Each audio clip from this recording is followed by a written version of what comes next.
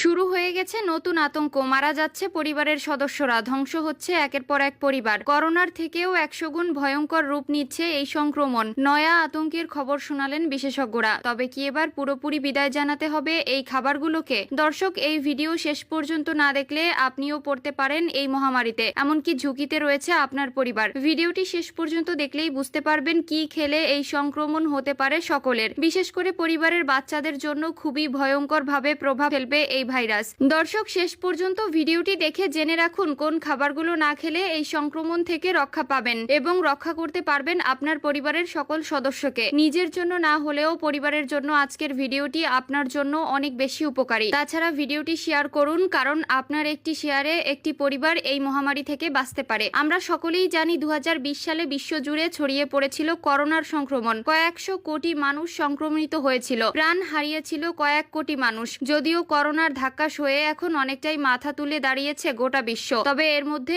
আবারও ভয়ঙ্কর সংক্রমণের আন্দাজ করলেন বিশেষজ্ঞরা, যা কোভিডের থেকেও 100 গুণ ভয়ঙ্কর রূপ নিতে পারে। এই পরিস্থিতির মধ্যে বিজ্ঞানীরা আগেও দাবি করেছেন যে আরও মহামারী আসতে চলেছে। আর এবার বার্ড ফ্লু নিয়ে নতুন করে চিন্তা বাড়ালো পিটসবার্গের এক গবেষক। জানাচ্ছে H5N1 ভাইরাস খুব দ্রুত পশুদের দেহ থেকে মানব দেহে ছড়িয়ে পড়ার ক্ষমতা রাখে। এই মুহূর্তে বিশ্বের নানা জায়গায় পশুদের এই ভাইরাস ছড়িয়ে পড়ার খবর বেড়েছে। তাই এখন থেকে বিষয়টি নিয়ে তৎপর না হলে আগামীতে ভয়ঙ্কর পরিস্থিতি তৈরি হবে। আর যদি এই সংক্রমণ মহামারী রূপ নেয়, তাহলে করোনা সংক্রমণের থেকেও 100 গুণ বেশি ভয়াবহ আকার ধারণ করতে পারে। উল্লেখ্য, করোনা ভাইরাসও এসেছিল পাখি থেকে। বাদুড়ের মধ্যে নাকি বাস করে করোনা ভাইরাস। আর কোনো কারণে সেই ভাইরাস মানুষের দেহে ছড়িয়ে পড়ায় ভয়ঙ্কর পরিস্থিতি তৈরি হয়েছিল গোটা বিশ্বে। প্রায় 2 বছর ধরে বিশ্বের সব দেশে করোনা ভাইরাসের সংক্রমণ ভয়াবহ আকার নিয়েছিল। লক্ষ লক্ষ মানুষের মৃত্যু হয়েছিল এই ভাইরাসের সংক্রমণে। এরপর এক দফায় করোনা সংক্রমণ গোটা বিশ্বে ছড়িয়ে পড়েছে।